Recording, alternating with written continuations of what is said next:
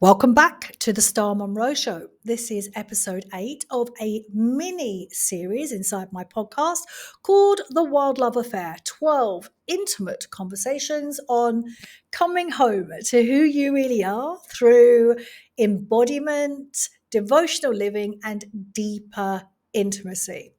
If you're just joining me today, welcome. I'm so honored that you are here.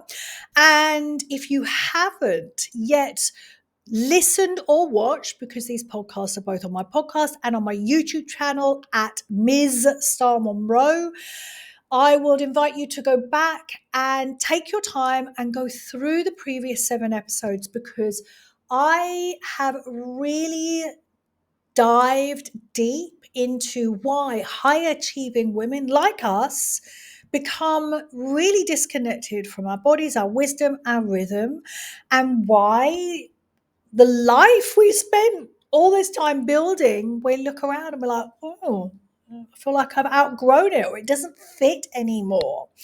And so I really dived into that, and I talked about my methodology that underpins all my work, which is 5 portals bringing you back home to you. It's a spiral methodology, which means that you don't just get to do it once. It doesn't tend to work in a linear fashion. I don't care how much your ego will protest. But there is this spiral reclamation of who we are. And it happens when we're ready, when our bodies are ready. And it means that there are always deeper layers to release, to come back to, because we're releasing conditioning, beliefs, generational lineage, all kind of things that we've picked up over the years that have clogged our soul, our genius that sits within our DNA. And so the 5 portals that I talked about in previous episodes are rupture, recognition, the rewrite, the realignment, the reclamation. I'm always testing my brain and my memory when I'm recalling that methodology.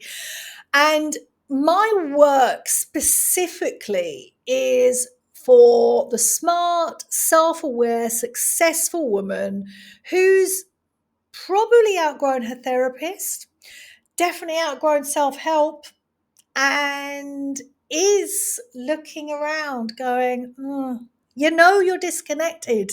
You know you are, because it's filtering and rippling out into your day-to-day life. And how do you know that? Well, your choices aren't going to be aligned with your soul. You could be, I use me as an example a couple of years ago. You could be picking that glass of wine up every single night, so you just avoid intimacy with your partner, or you don't want to have that deeper conversation. You could be dating men you don't really respect. You could be working really hard, taking on clients that you know are not for you. You could be hooked on external markers of success, the money, the kudos, the recognition.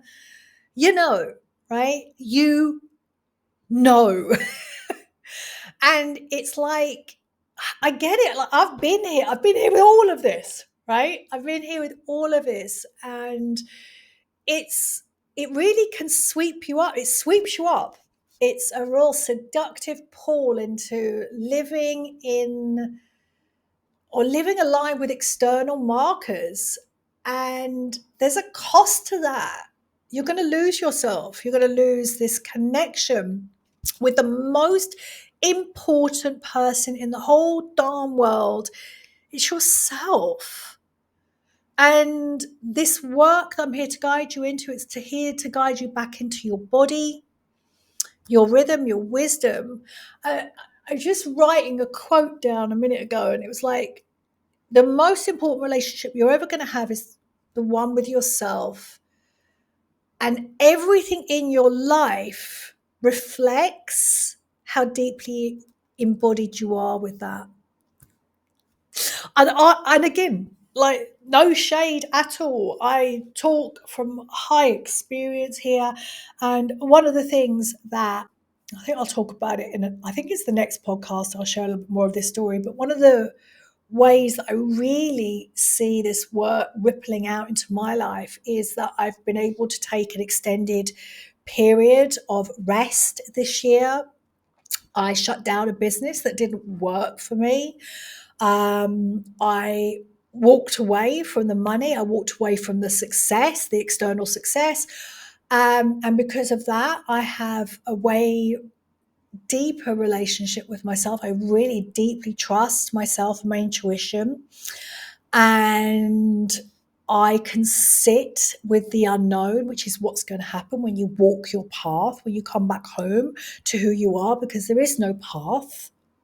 If you're following a path, it's somebody else's. We need that capacity to be able to sit with all the unknown, the uncomfortability, and find the pleasure in that. Yeah, I'm going to be talking about more of that in the next episode.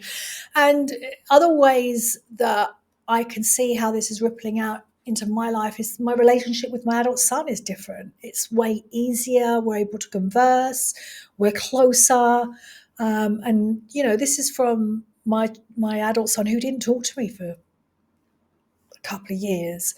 And I put up all these walls. So I really didn't know what to do. So I put up all my defenses. And the other way as well is we have 4 kittens that my son rescued when they were 2 days old. And just this relationship with these kittens in the house, it's just so loving. It's just like, I was sitting with the kittens this morning. I was just like crying because I was like, oh my God, they're just so loving, and it's just feeling this love and allowing ourselves to feel this love. And the thing is, if you're disconnected from yourself, you're disconnected from your life, you're disconnected from your rhythm, your body, what's going to be really hard is you're going to put your defenses up and you're going to find it really hard to receive the intimacy that you crave, the deeper, more meaningful connections that you want.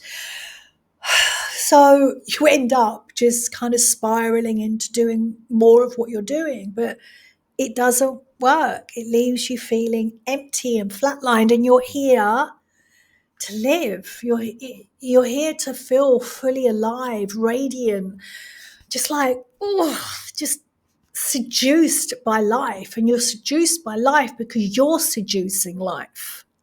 Things happen to you because you're doing it. So this, I think it all leads into where I'm going, because I'm going to be talking about discipline and devotion today.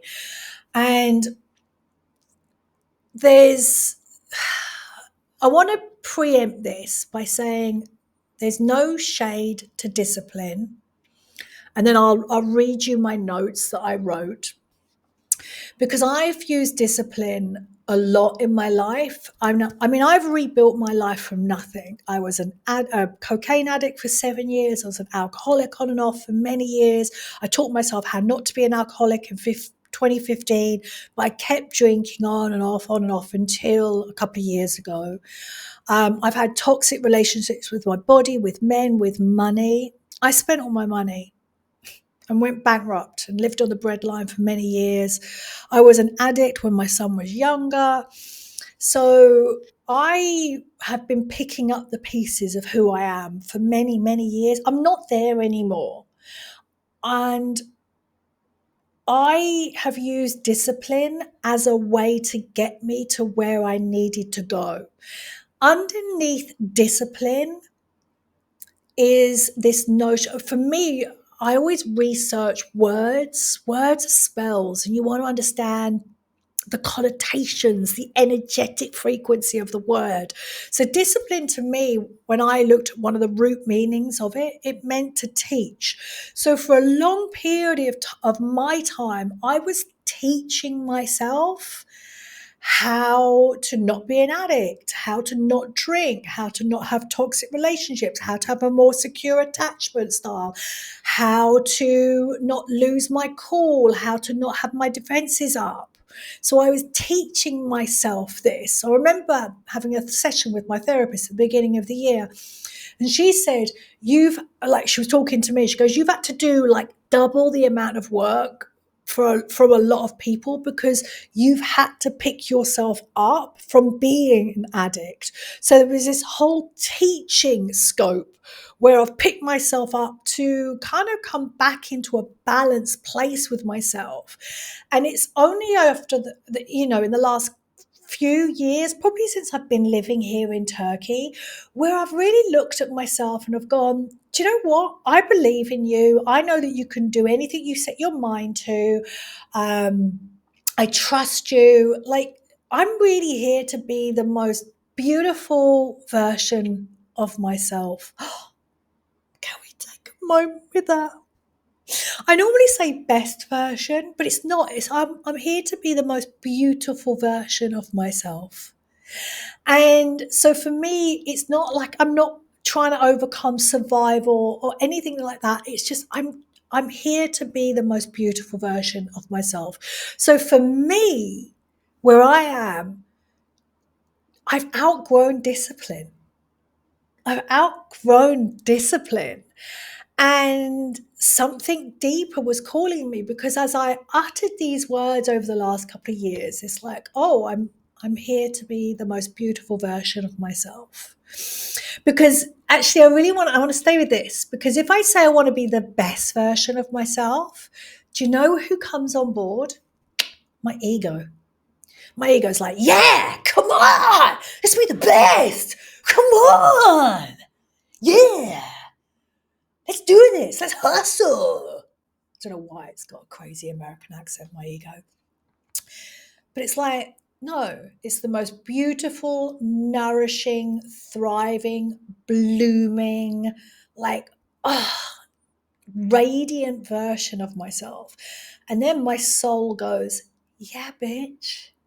Yes, I've been calling you home since. Do you remember me talking to you when you were 11? I'd be like, not really. Do you remember me talking to you when you were 25, when you were 16? I was like, oh, yeah. Oh, yeah. I do remember you talking to me. Do you remember me talking to you when you were 33 and you were knee deep in that cocaine addiction and you were locked in the cupboard because you were paranoid because you'd taken too much cocaine? Oh, yeah. Yeah, I remember you calling me home.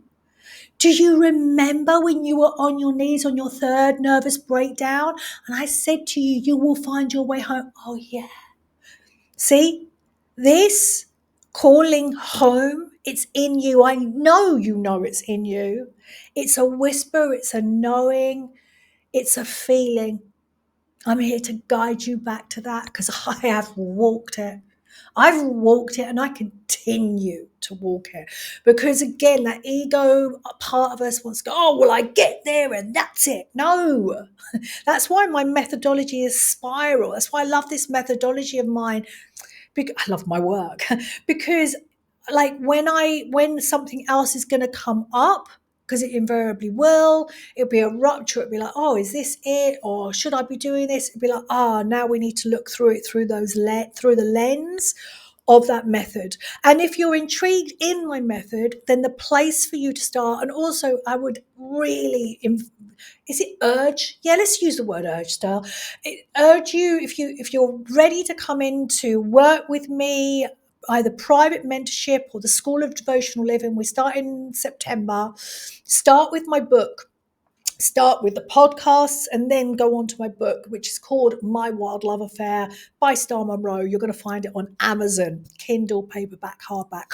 Check me out with that sales segue in the middle of my podcast. Oh, yeah, check me out. Anyway, get back on track, Star. So it's like start with that really, because the women that come into my world, and I've worked with thousands upon thousands of women over the years, and the ones that fly like soar with my work are the ones that really deeply resonate with my work and not the image of me that they've projected into the universe, right?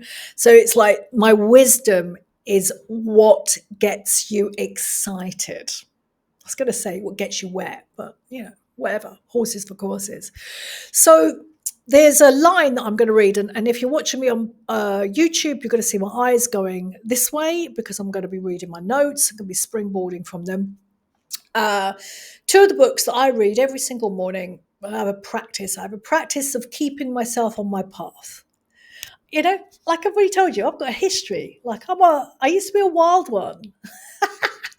And it's easier for me to stay on my path now, way easier. I live in devotion. I live in devotion. I live from a place of, I want to do this. This is feels like home to me. And I stay on my path, and when I stumble off my path, it's pretty easy for me to get back onto my path because I have all these little practices that are integrated into my life. They're not a checklist. It's my lifestyle. So when I wake up in the morning, first thing I do after I've done all my brush my teeth and stuff is I say hello to the kittens, make myself a cup of coffee, then I sit outside and I journal. And I read a passage from these two books, The Gene Keys and the I Ching. Why do I read those books? Because a couple of years ago, I was really, really heavily interested in human design. I'm a 3/6 projector.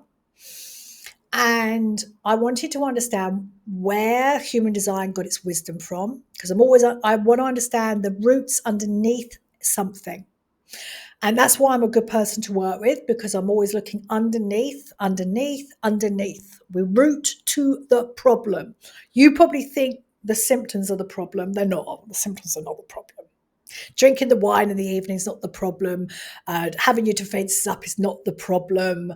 Avoiding the conversations, avoiding the intimacy is not the problem. There's a deeper problem. They're the symptoms. Right. Anyway, let me go back to human design.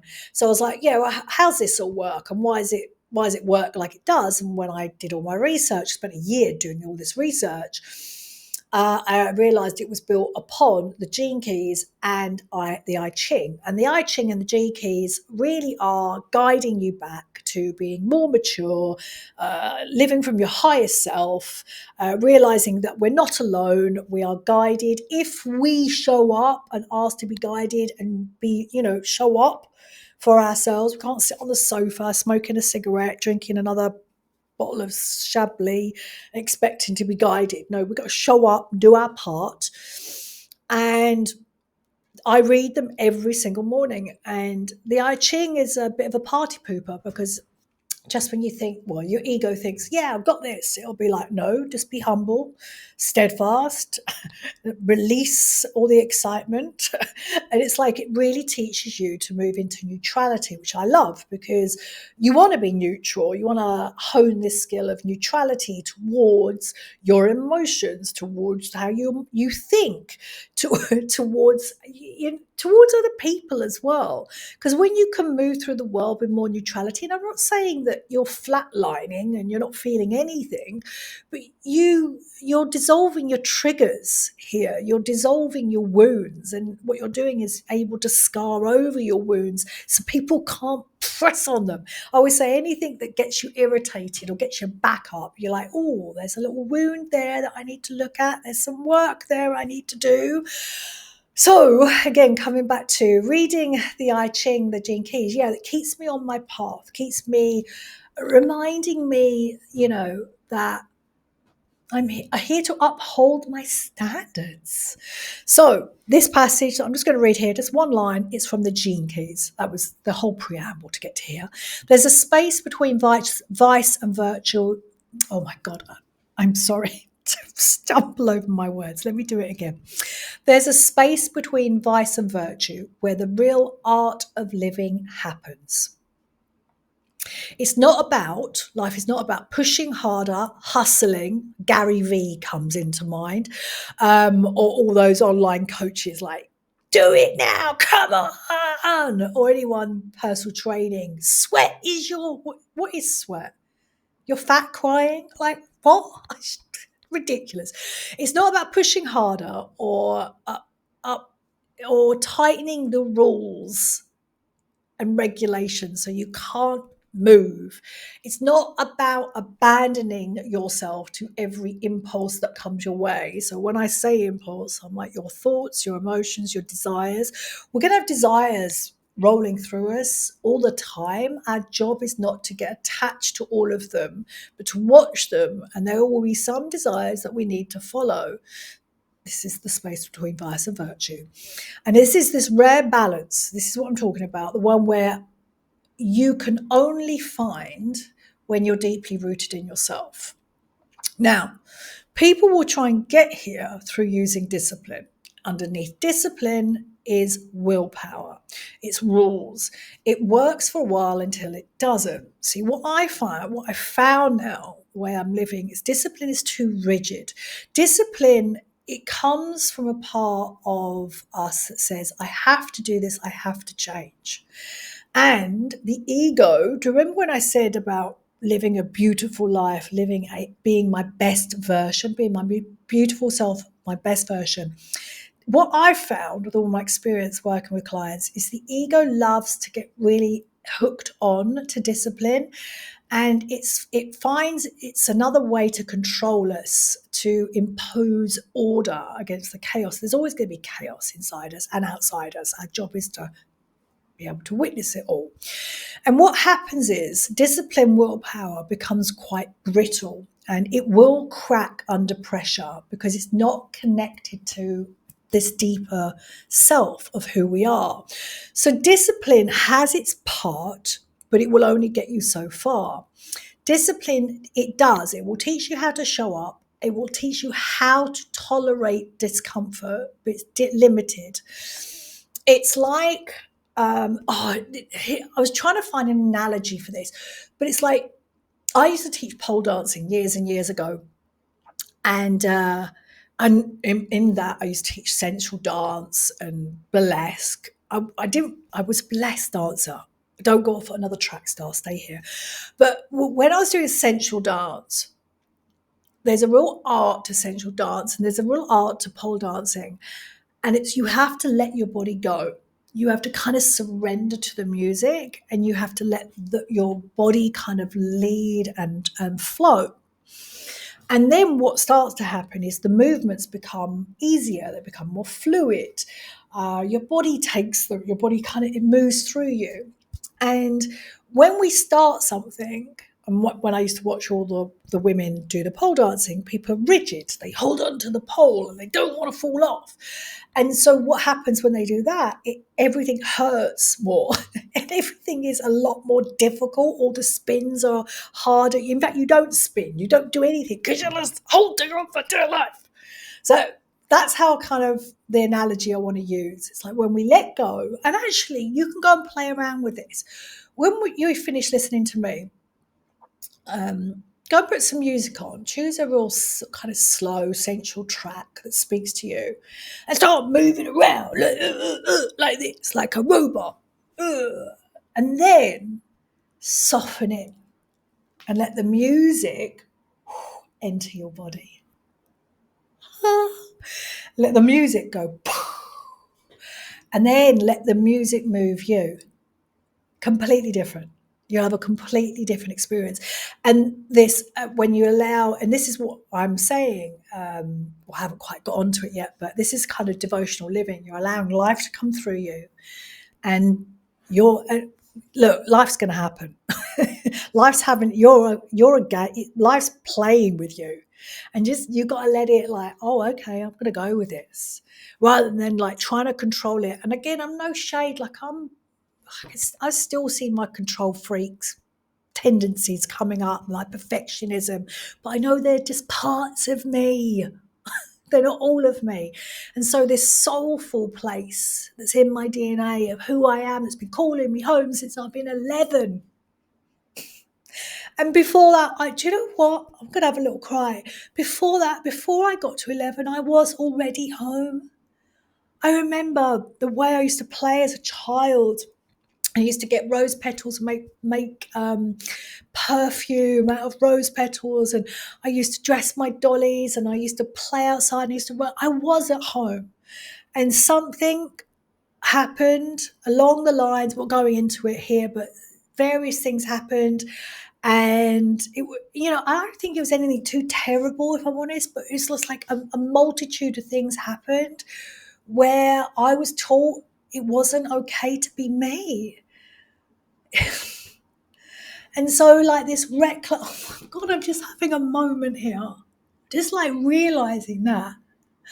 Just like, wow. I was home, and I've just had to. I've just had to spend all these years coming back. Damn life, and damn the experiences in it.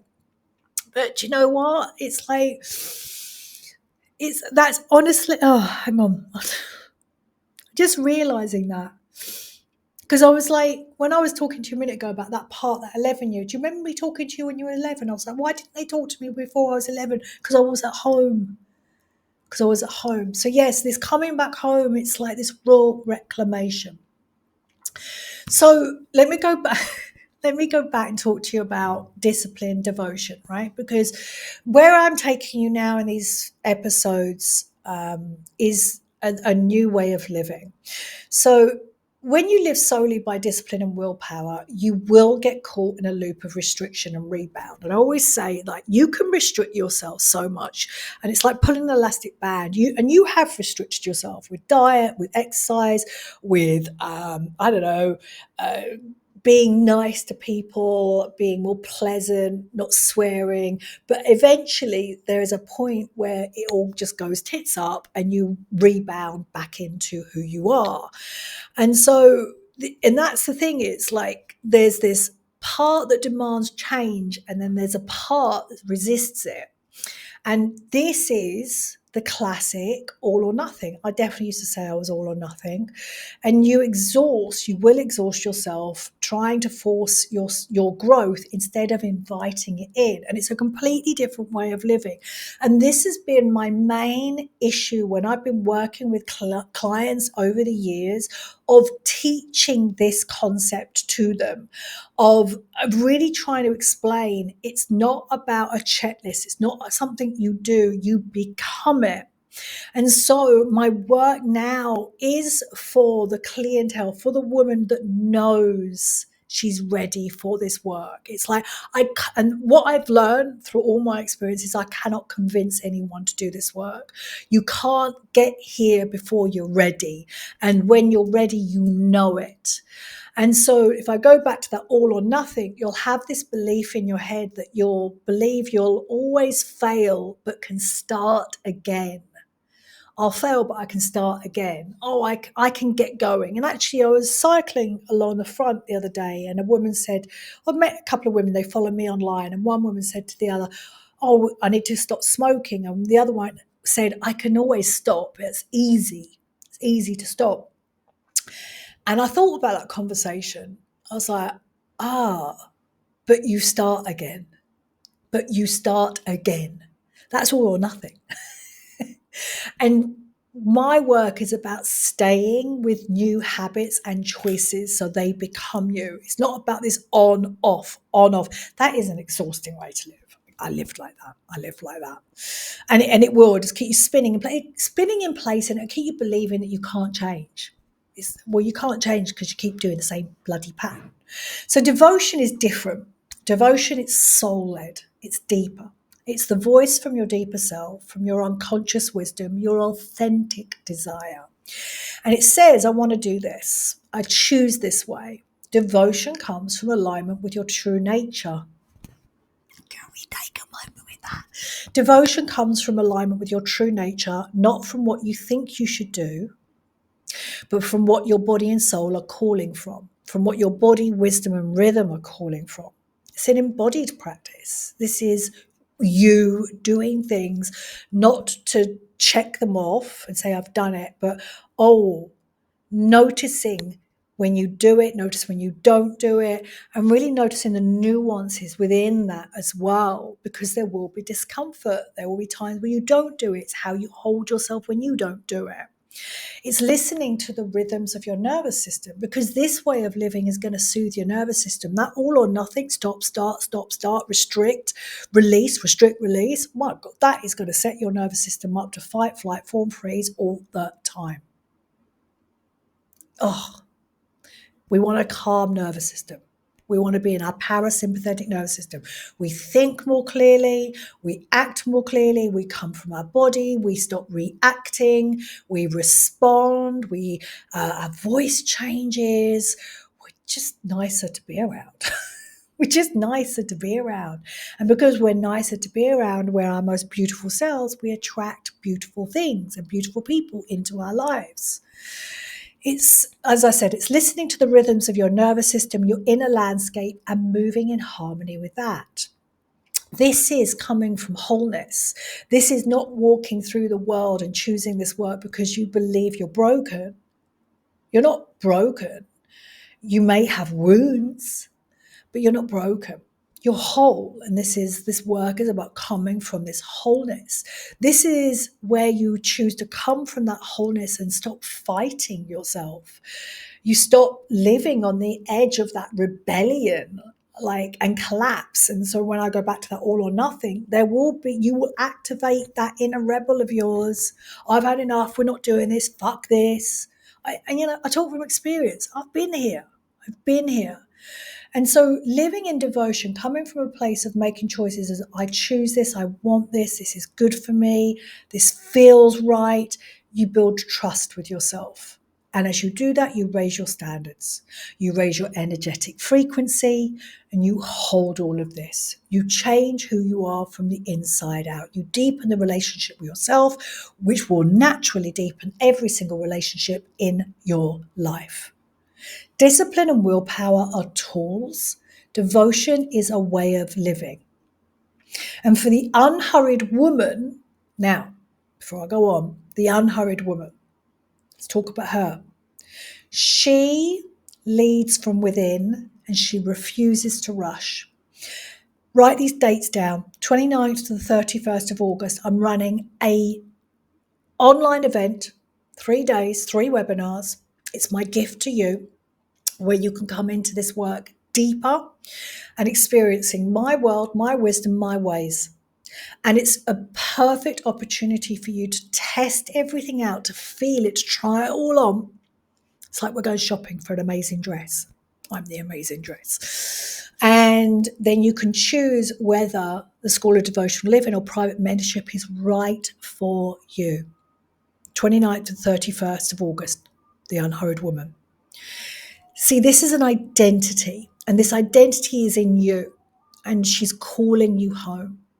The unhurried woman, she trusts herself enough to choose without force, without trying. How many women have I heard over the years? I'm trying. Don't try. Try means to force. Try means to cajole. Try, no. So whenever I say I'm trying, I'm like, oh no. There's a weird energy behind that. Lean back. Recalibrate. What do you want to do? And we're going to go all in, or we're all out, or we choose a different direction. Don't try. Try means to force something that's not ready to move. Did you hear that? Trying means to force something that's not ready to move. The unhurried woman, she moves at her own rhythm. She lives in balance between softness and strength, vice, virtue, and between desire and discipline. The balance, the unhurried woman's magnetic. She's that radiant, alive woman. She's there. This is the invitation I extend through my work. As I've already said, I've done a beautiful plugs in between all of this. My book, My Wild Love Affair, The School of Devotional Living, we start September the 14th. The Unhurried Woman, my complimentary event coming 29th to the 31st of August. And indeed, private mentorship. Look at all these ways that you can make sweet magic with me. Look at all these ways. This calling home from within, listen to it and act upon it. Act upon it so your life rolls out. I think I was talking about this in last week's episode. What I'm doing now at 54, I'm 55 next year, is I'm setting myself up for my 6th decade. I'm getting ready to be in 60, to be in that decade. Everything I do now is getting me ready for my next decade. Do the work now. Come home to yourself. Listen to yourself. Create a life where you're connected to your body, your rhythm, your wisdom. Nearly forgot what it was then. Until next time, Take really good care, and maybe I'll see you on social media in devotion.